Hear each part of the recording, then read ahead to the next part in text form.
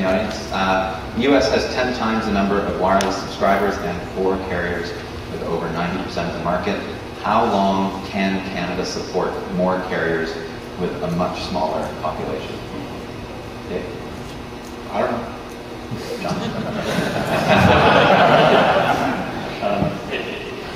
It's a great question. And, you know, a question that probably should have been brought up and discussed before the auction. We're now in Canada, in a country geographically our size with our population. We have more facility-based carriers now per capita than a lot of places in the world. We have to sort of cherry pick now countries that have this much facility-based players per capita. In addition, the geography obviously makes things a bit more economically challenging. So I think we'll see how things shake out. I think we'll see, where everybody ends up in market share and profitability.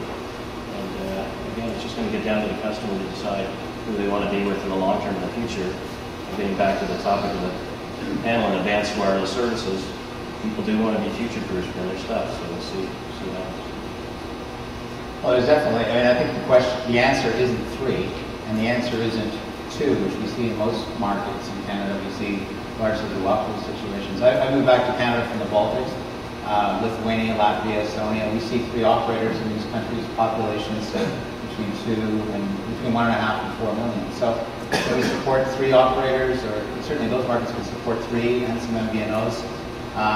In this country support 4 probably. The economics of this business are certainly 4 and probably 5. The economics of this business have changed dramatically, and I think there is definitely room in this market for more competition, and we'll see where it does settle at the end of the day. Okay, great. We've got another question by email. In various countries, mobile companies are required to either provide unlocked smartphones at purchase or unlock them if consumers request it. Given that more and more Canadians are buying smartphones such as the iPhone and traveling internationally, do the panelists support a move to unlock smartphones so that consumers have the option of using foreign SIM cards while traveling off their customer's home carrier network? And it was sent from an iPad.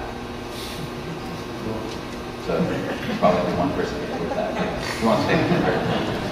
Well, we unlock our phones and we support it. You've got to separate the handset from the service itself, and definitely we would encourage customers to use their handset, which they own, within, however they like it. In other markets, we facilitate. Yeah, we love unlocked handsets. We do great. I think it's a more complicated issue than that. There are handset manufacturers that have a lot of intellectual property rights inside their handset. I think some of that has to be taken into consideration in the answer. And we shouldn't be too flippant about how much R&D those manufacturers put into those handsets. SIM locking is a separate thing from the handset piece, so I'm not actually sure what that question was asking, which one. But certainly, when you sign up for a service agreement, you have a choice. I think in the opening remarks, I think what my fellow panelists forgot to mention to the audience is that everybody has a choice. You can sign a hardware savings agreement if you want, or you don't have to. You can go month to month, or you can go prepaid. That choice has always existed in the Canadian wireless industry. And I think it's a little bit of a rhetoric to dial it up in the hopes of selling more devices. But honestly, everybody has a choice. You don't have to take it. And so people decide they want to save $200, $300. In the iPhone case, you're saving $500. So that's a pretty good savings. And given the choice, if the rhetoric was true, nobody would be taking a service agreement. But the reality is, almost everybody does, because they want to save money. I've got a question. Will